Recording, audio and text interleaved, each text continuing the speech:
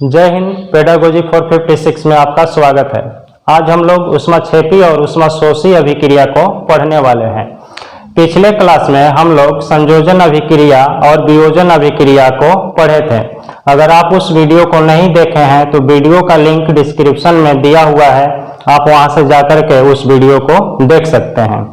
आइए अब हम लोग समझते हैं कि ऊष्माशोषी और ऊष्माक्षेपी अभिक्रिया क्या होती है। तो देखिए, ऊष्माक्षेपी अभिक्रिया को हम लोग अंग्रेजी में क्या बोलते हैं, एक्सोथर्मिक रिएक्शन भी इसको बोलते हैं। तो ऊष्मा का मतलब क्या होता है, गर्मी होता है। ऊष्मा का मतलब गर्मी होता है। और क्षेपी का मतलब, क्षेपी जो है क्षेपण से बना हुआ है, और क्षेपण का मतलब निकलना होता है। क्षेपण का मतलब निकलना होता है।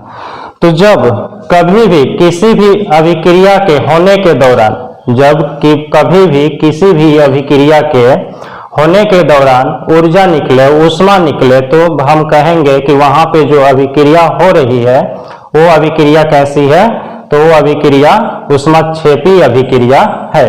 जब हम लोग गर्मी के दिनों में या कभी भी ठंडे के भी दिनों में जब आग के पास बैठते हैं तो हम लोगों को गर्मी लगती है। ऐसा क्यों होता है? तो ऐसा इसीलिए होता है कि ऊष्मागतिकी का नियम मतलब ये कहता है कि जो ऊष्मा का प्रवाह होता है उच्च क्षेत्र से निम्न क्षेत्र की ओर होता है। तो मान के चलिए यहाँ पे आग जल रही है, यहाँ पे आग जल रही है, तो जहां पे आग जलेगी वो क्षेत्र कैसा होगा, वो क्षेत्र क्या होगा, वो क्षेत्र होगा उच्च क्षेत्र।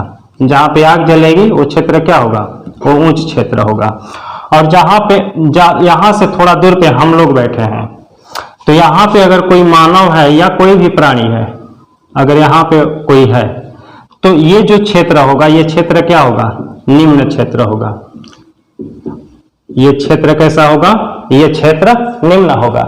तो जब यहाँ पे कोई व्यक्ति रहेगा उच्च क्षेत्र, निम्न क्षेत्र में, तो क्या होगा, उच्च क्षेत्र से ऊर्जा का प्रवाह निम्न क्षेत्र की ओर होता है।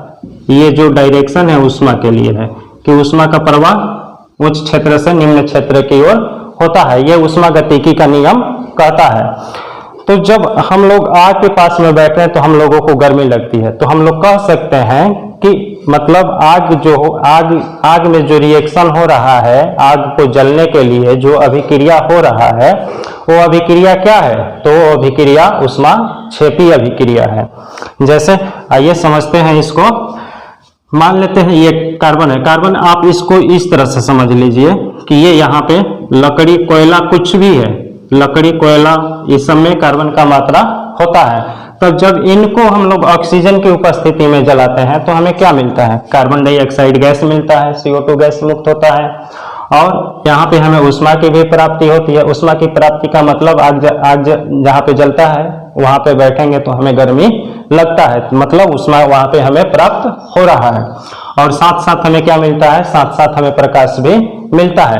तो ये जो अभिक्रिया हो रही है, इस अभिक्रिया को हम लोग क्या बोलेंगे, ऊष्माक्षेपी अभिक्रिया बोलेंगे।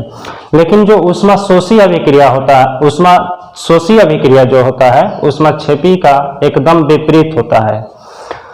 तो आइए समझते हैं।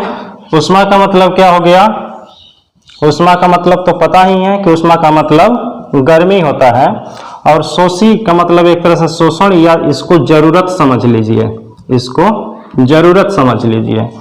तो जिस अभिक्रिया को होने के लिए ऊष्मा की जरूरत पड़ेगी, उसी अभिक्रिया को हम लोग क्या बोलेंगे, ऊष्माशोषी अभिक्रिया या एंडोथर्मिक रिएक्शन बोलेंगे। आइए देखते हैं इसका उदाहरण। जब हम लोग नाइट्रोजन को ऑक्सीजन की उपस्थिति में अभिक्रिया करने के लिए रखते हैं, तो नाइट्रोजन ऑक्सीजन से अभिक्रिया नहीं करता है। तो अभिक्रिया क्यों नहीं करता है, इसीलिए अभिक्रिया नहीं करता है कि उसको नाइट्रोजन और ऑक्सीजन को अभिक्रिया होने के लिए उचित तापमान नहीं मिला है, इसीलिए वो अभिक्रिया नहीं हो रहा है। तो जब हम उसको उचित तापमान दे देंगे नाइट्रोजन और ऑक्सीजन को, तब वो अभिक्रिया करके क्या बनाएगा, NO बनाएगा, यानी कि नाइट्रस ऑक्साइड बना देता है। तो आप इस तरह से भी मतलब हम लोग देख के भी बता सकते हैं कि जो अभिक्रिया है वो ऊष्माक्षेपी अभिक्रिया है कि ऊष्माशोषी अभिक्रिया है, उसको ऐसे बता सकते हैं। जैसे कार्बन है और ऑक्सीजन जब अभिक्रिया कर रहा है, मतलब इधर वाला जो होता है बताए थे कि इधर वाला क्या होता है, अभिकारक होता है, इधर वाला अभिकारक होता है तीर के बाईं ओर, तीर के दाईं ओर जो हमें प्राप्त होता है वो क्या होता है, उत्पाद होता है, या फिर इसको हम लोग प्रोडक्ट बोलते हैं और इसको इंग्लिश में रिएक्टेंट बोलते हैं।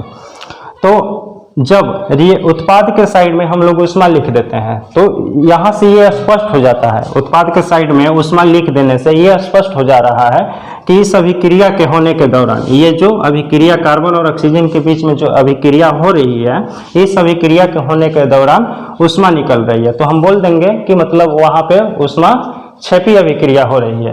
लेकिन जब हम लोग ऊष्माशोषी अभिक्रिया को दर्शाना होता है तो क्या करते हैं कि अभिकारक, ये अभिकारक होता है और ये वाला उत्पाद होता है, तो अभिकारक के साइड में ही देखिए, यहाँ पे अभिकारक के साइड में ही ऊष्मा लिखे हुए हैं, तो अभिकारक के साइड में जब हम लोग ऊष्मा लिख देंगे तो जब वहाँ पे हमें अभिकारक के साइड में ऊष्मा लिखा हुआ दिखाई देगा तब हम वहाँ पे देख करके ही बता देंगे कि जो अभिक्रिया है वो क्या है, ऊष्माशोषी अभिक्रिया है। आज के लिए इतना ही, मिलते हैं नेक्स्ट क्लास में।